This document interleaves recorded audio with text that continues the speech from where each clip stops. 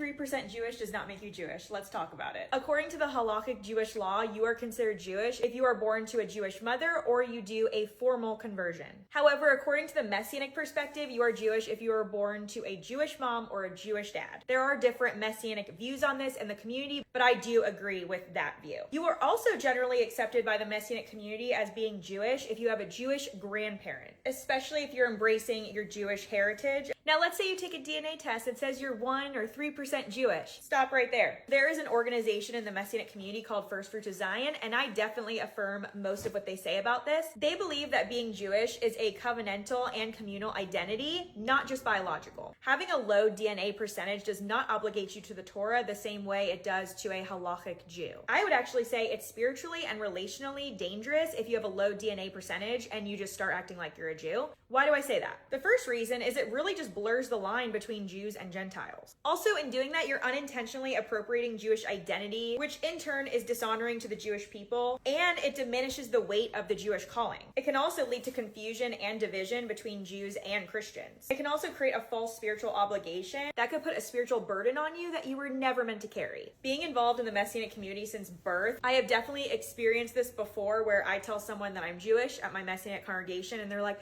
oh, I just took a DNA test and I'm 3% Jewish too. Now, I think that's so historically cool and accurate, but I would not say that you are Jewish. It also makes me think that you think that being a Gentile is a second-class citizen, which is not true. Like we talked about yesterday, the Gentiles were grafted in and you have the same access to God as I do. Being a Gentile with 3% Jewish is really cool, but it doesn't mean that you are an ethnic Jew. So there is beauty in distinction. Jews and Gentiles are supposed to be one in Messiah. We're supposed to get along together, have harmony together, and one group shouldn't feel like they're better than the other group, because that's not how God intended it to be. So that's all I want to say about that issue. And let me know if you have any questions, and I'll talk to you later.